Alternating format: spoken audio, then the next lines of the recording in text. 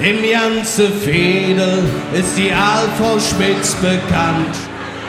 Sie weht von allen nur mit Schmitze will genannt. Sie hätt nicht viel, ist nicht besonders reich und hätt noch lang nicht jeden Mittag Fleisch um dich. Nur Edelie, wo sie Freude dran hätt, und was ist das? Das sind die Blümscher auf ihrem Fensterbrett. Und Jans können singen. Wir schenken der et paar Blümscher. Et paar Blümscher für ihr Fensterbrett. Wir schenken ihr et paar Blümscher. Warum? Denn die Frau Schmitz, die ist so nett, ganz genau. Und kloppen öfters ne Ärmel an ihr Tür.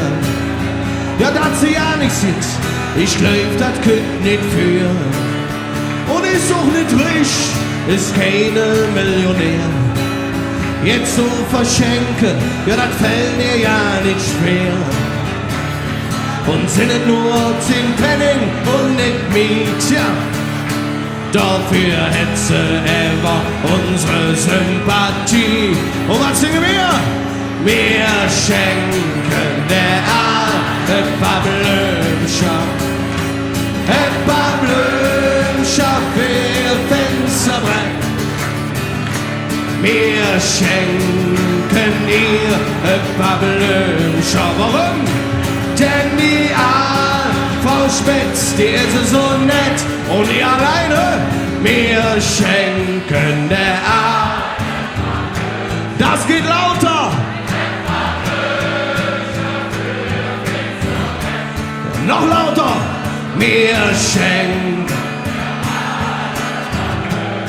Warum? Denn die und Tempo. Wir schenken der et paar Blümscher. Et paar Blümscher für ihr Fensterbrett. Wir schenken der et paar Blümscher. Denn die Frau Schmitz, die ist so nett. Ja, die Frau Schmitz, die ist so nett. Zu nett. Dankeschön.